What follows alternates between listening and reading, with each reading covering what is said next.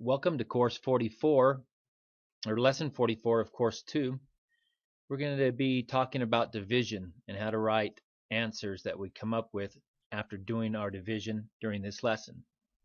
There is no new vocabulary, so we can write answers to division problems with remainders in two different ways. We can write them just like this with the remainder, or we can write it as a mixed number.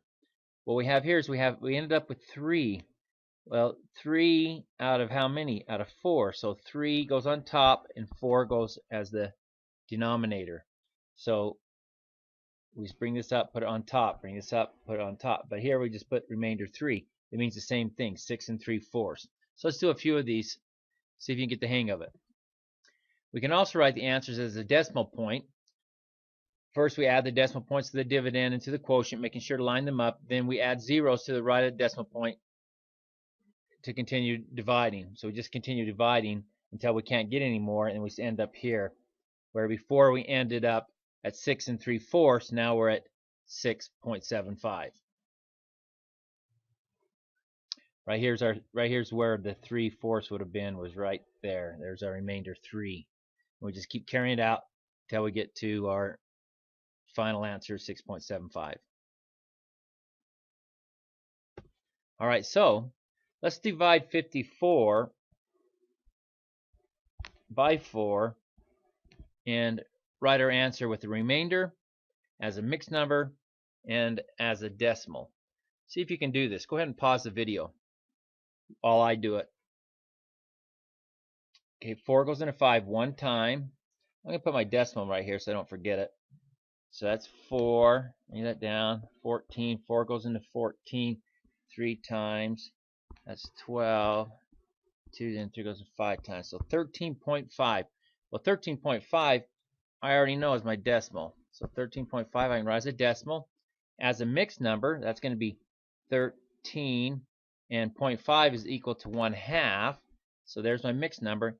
And then my remainder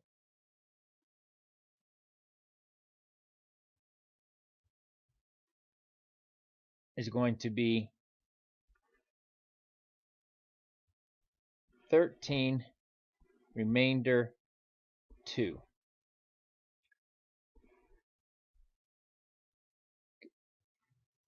All right, let's do another one.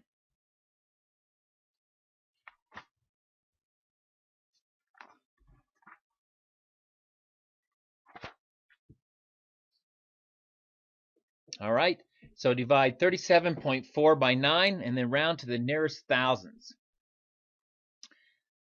Let's do this. Let's see if we can do this together. See if you can get it done before I do. So 37.4 divided by 9. And bring up my decimal. I got to do that so I don't forget. 9 goes into 37 4 times. So that's 36. 7 minus 1. 9 goes into 14 one time. So that's 9. Remainder 5. 9. So let's keep going because we got to get out to the thousands. So we're going to keep on dividing. 9 goes into 50 5 times. That's 45. 9 goes into 50 5 times. That's 45. 9 goes into 50 5 times. So we're going to stop there. We've got to get out, make sure we get to our thousands, tenths, hundreds, thousands. So we're all the way there. But then it says round it. So our next number is going to be a 5 also, because these 5s are going to go on forever, right? So we got to round this here, and this rounds up, changes that to 6. So our answer should be 4.156. Let's see if we got that right.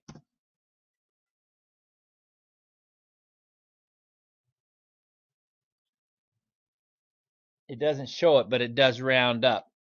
Same thing. It didn't. This is just the answer. It doesn't show the rounding. This is the correct answer when you round the number up to the nearest thousandth. All right, let's look at another one.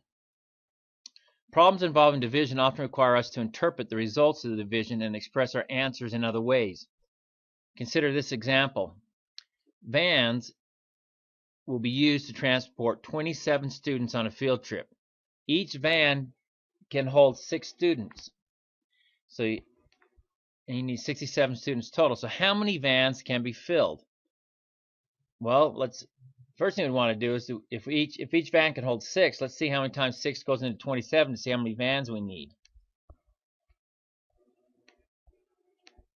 So it goes in 4 times with 3 students left over. So we'd need 4.5 vans to get them all. So how many vans can be filled completely? Well, 4 can be. We can fill up 4 completely. How many vans are going to be needed? Well, we're going to need 4.5 vans because we've got these 3 extra students. So we're going to need 4.5 total vans. And then if all but 1 van will be filled, then how many students will be in the van that will not be full? Well, the very last van is going to have this extra 3 students in it. So that's going to be 3. So it should be 4 vans for A, 4.5 vans for B, and 3 students for C. Oh, that's funny. You can't have 4.5 vans. Mr. Thompson's a knucklehead. You'd have to have 5 vans because you can't cut a van in half. So B is 5. That's why we check our answers. All right. Here's your practice set. This is a bit of a review from the prior lesson. Let's see if you can do this. Write 0.75 as a simplified fraction. Pause it or see if you can do it before me. 0.75 is equal to 3/4. Do it as 75 over 100 and then reduce it down. 5/8 as a decimal, you got to take 5 and divide it by 8. Put your decimal right there. Oh my goodness, there we go. And 8 goes into 50 6 times. That's 48. Carry my 2. 8 goes into 20.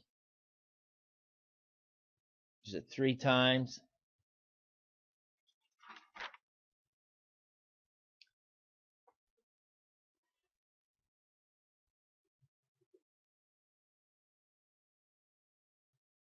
Yeah, 2 times. 8 goes into 22 times. So that's 16. And then 4, 5. So it's 0.625. 0.625 is our answer for B. And then write 125 as a decimal number. You got your 1.25. That's your decimal for C. Hopefully you're getting these down and it's becoming easy for you in second nature. Sorry about my mistake on the vans. We're all getting better, aren't we? Here's your written practice. Tickets in the door. If you have any questions, let me know tomorrow in class and we'll go over them. Thank you.